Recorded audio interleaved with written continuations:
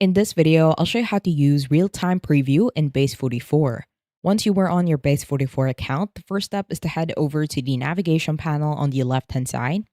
At the bottom, simply choose All Apps. And once you do that, it will take you to the list of your applications. Now, in order for you to use real-time preview or real-time view, what you need to do is simply head over to the application that you want to work on. So let's say it will be this scientific calculator. And once you click on the application, it will take you to the editor or the preview.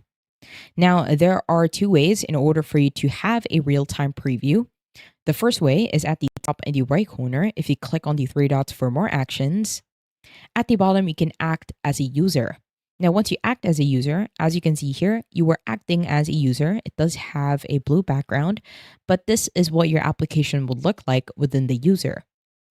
Now, if you want to publish this and view it real time, at the top in the right corner, click on Publish. From here, I suggest you start with a web application.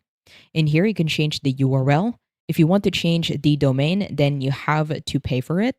But from here, if you click on Publish, a pop-up will show. From here, it will state that the app is published and live online. On the right-hand side, simply click on the New tab, or you can copy and paste the link. And once it's done, as you can see, we now have a smart calculator, or this will be the exact application that we have. To use the real-time preview, you can just simply play around with how your application works. You can test everything if it does work.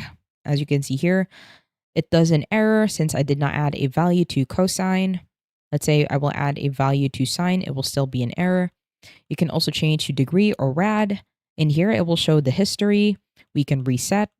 If you head over to the snake game, as you can see, it is also working on its own.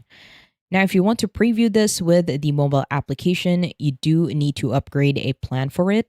What you can do is simply publish it within Google Play Store or App Store, but you do need to upgrade to a plan since you need to build your files, as well as asking Google Play Store and App Store to publish the application itself.